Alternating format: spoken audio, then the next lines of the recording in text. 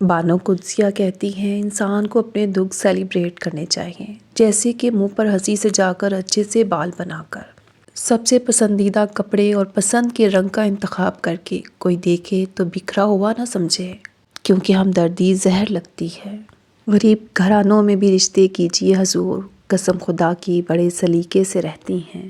ندامت کے چراغوں سے بدل جاتی ہیں تقدیریں، اندھیری رات کے آنسو خدا سے بات کرتے ہیں۔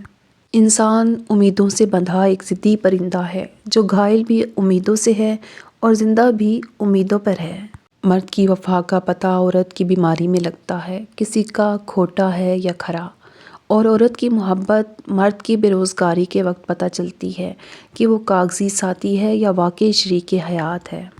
مرنے کے بعد 100 لوگ پوچھیں گے کیسے انتقال ہوا، دوران زندگی میں کوئی نہیں پوچھتا کیسے جی رہے ہو۔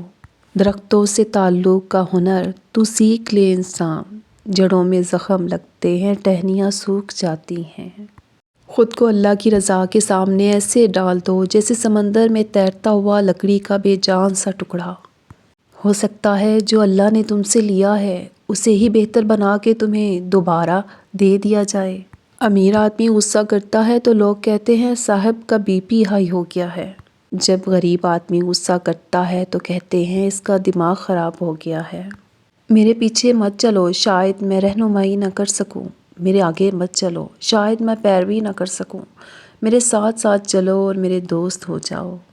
والد صاحب نے کہا کہ انسان کو کسی کی پیٹھ پر وہی بات کرنی چاہیے جو وہ دوسرے کے منہ پر بھی دہرا سکے۔ بات معمولی سی تھی لیکن میں نے اس پر عمل بڑا مشکل پایا ہے۔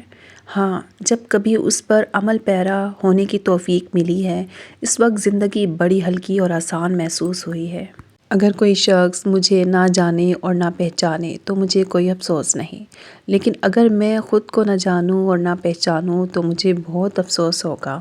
اس دنیا میں تقریباً سبھی لوگ اپنے آپ کو جاننے کی کوشش نہیں کرتے، وہ اپنے آپ کو دوسروں کی نظر سے پہچانتے اور انہی کی نظر سے جانتے ہیں۔ یہی وجہ ہے کہ زندگی تاریک سے تاریک تر ہوتی چلی جا رہی ہے۔ تم اپنے ارد گرد کیسے روشنی پھیلا سکتے ہو جب تم اپنے آپ کو ہی نہیں جانتے؟ انسان اپنے اندر چھپی ہوئی نفسانی خواہش کی وجہ سے برے لوگوں سے مغلوب ہو جاتا ہے۔ آج دنیا کی حالت یہ ہے کہ غریب کی پلیٹ سے زیادہ امیر کے شیمپو میں غذائیت اور وٹامن ہے۔ شدید دکھ ہوتا ہے جب ہم کسی پر اندھوں کی طرح اعتماد کریں اور وہ ثابت کر دے کہ ہم واقعی اندھے ہیں۔ ایک زخم بھرنے کے لیے ضروری ہے کہ اس کو کریدا نہ جائے۔ بڑے سے بڑے جھوٹ کو پرنٹنگ پریس کی مشین سے گزار کر کاغذ پر پھیلا دیا جائے تو کئی لوگوں کی نظر میں وہ قابل قبول اور قابل اعتبار بن جاتا ہے۔ جھوٹ بولنے کے بعد ایک اچھے حافظے کی ضرورت ہوتی ہے۔ زندگی کے چشمے پر اپنی گاگر بھرنے کے لیے جھکنا پڑتا ہے۔ بعض اوقات کنارے پار زانوں ٹیکنے پڑتے ہیں، لیکن ہم اپنی گاگر بھرنے کے لیے جھکنے کا فن بھول گئے ہیں۔ ہماری انا ہمیں جھکنے نہیں دیتی۔ باہر سے تم جیسے کیسے بھی ہو، اندر سے ٹھیک ہونا بہت ضروری ہے۔ بہت سنبھل کر فقیروں سے گفتگو کرنا، یہ لوگ سوکھی ندی سے پانی مانگ لیتے ہیں۔ دیکھ کے مجھ کو غور سے، پھر وہ چپ سے ہو گئے، دل میں خلیش ہے آج تک اس ان کہے سوال کی۔ محبت پانے والا کبھی اس بات پر مطمئن نہیں ہو جاتا کہ اسے ایک دن کے لیے مکمل طور پر ایک شخص کی محبت حاصل ہوئی تھی۔ محبت تو ہر دن کے ساتھ آتا جاتی ہے۔ کتابوں کی اہمیت اپنی جگہ، سبق اصل میں وہی یاد رہتا ہے جو وقت اور لوگ سکھاتے ہیں۔ ایک سائل نے کسی دانا شخص سے پوچھا کیا چیز زیادہ اہم ہوتی ہے، راستہ یا منزل؟ دانا شخص بولا تمہارا ہمسفر۔ دل کے رشتے بڑے عجیب ہوتے ہیں، سب سے زیادہ وہی رویا جس نے ایمانداری سے نبھایا۔ بیٹیاں باپ کی گڑیا اور ماں کی دنیا ہوتی ہیں۔ ہزاروں میلوں کا سفر بھی پہلے قدم سے ہی شروع ہوتا ہے۔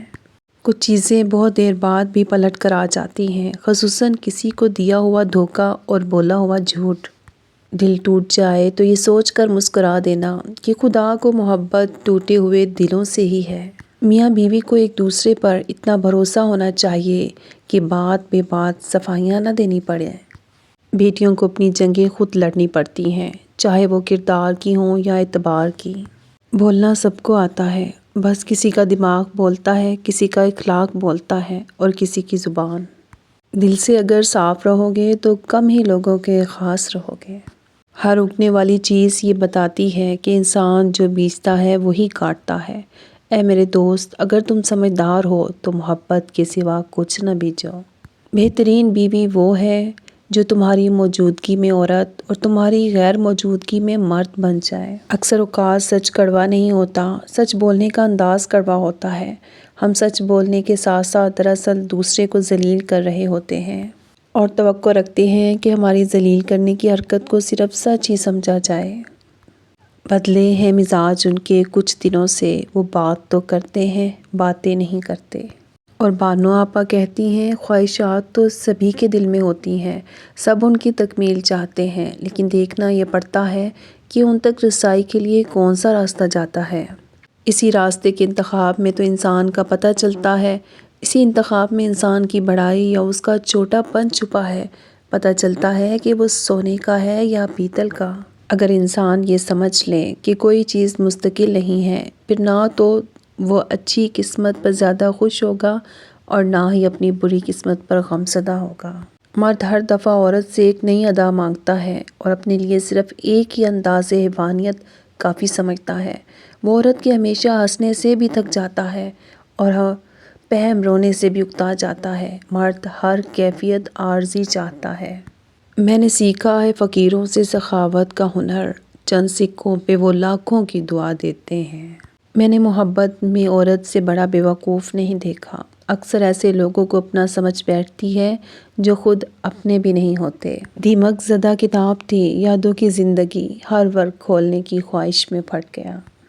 کیوں نصیب کے لکھے سے روٹ بیٹھے ہو؟ کیا جانتے نہیں دعاؤں سے تو نصیب بھی بدل جاتے ہیں؟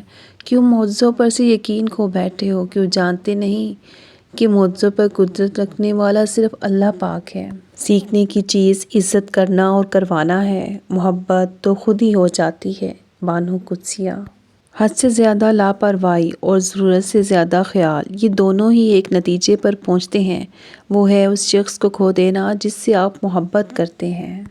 مرد کی محبت تب ہی سچی مانی جاتی ہے جب وہ بغیر ضد، بغیر بحث اور بغیر غصے کے تمہاری دو باتیں مان لے۔ یعنی اگر کوئی مرد واقعی محبت کرتا ہے تو وہ تمہاری بات کو اہمیت دیتا ہے، تمہاری چھوٹی چھوٹی خواہش بھی پوری کرنے کی کوشش کرتا ہے اور تمہارے لیے نرم دل اور نرم لہجہ رکھتا ہے۔ اصل محبت الفاظ نہیں، رویہ بتاتا ہے۔